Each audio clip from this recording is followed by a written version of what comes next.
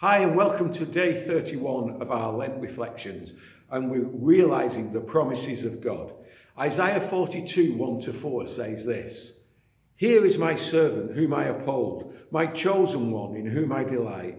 I will put my spirit on him, and he will bring justice to the nations. He will not shout or cry out, nor raise his voice in the streets. A bruised reed he will not break, and a smouldering wick he will not snuff out. In faithfulness he will bring forth justice. He will not falter or be discouraged till he establishes justice on the earth. In his teaching the islands will put their hope." Isaiah prophesied to Judah about God's judgment, the judgment that was coming, but also that God would send his servant, the Messiah, who would fulfill God's promises. Exile came as the Babylonians took over.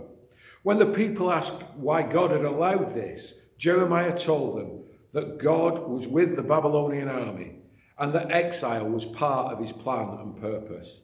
It took a 70-year exile and the destruction of the temple to get people to focus properly on the one true God. With all that's happening around us, we can certainly say we do not live in a Christian nation. But the church in Britain has become complacent, with an established church influencing Parliament and all the trappings and veneer of a Christian state. The kind of civilization spread by the British Empire was not always spreading God's kingdom. More often, it resembled the kind of peace brought by the Roman occupation than that of the Prince of Peace. We are perhaps now in a place of exile because the church has been compromised by that illusion of power. We would do well to remember that our citizenship is not of Britain, but of heaven, and God's call on our life is to be ambassadors of his kingdom. Jesus will not falter or be discouraged until he has established his justice on the earth. The church must continue to be a prophetic voice, speaking truth to power wherever that is. God will not break or snuff out where there is hope. We must take our stand with the bruised, broken and fading. But real justice must be justice for all, and not rich over poor, nor poor over rich.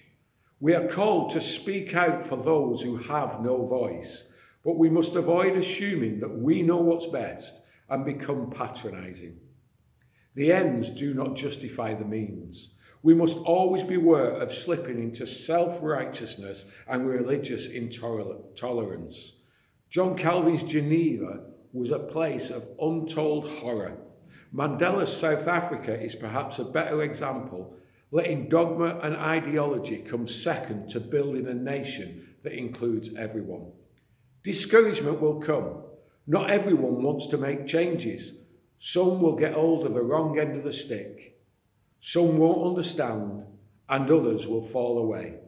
But we mustn't allow discouragement to stop us from attaining the promises of God.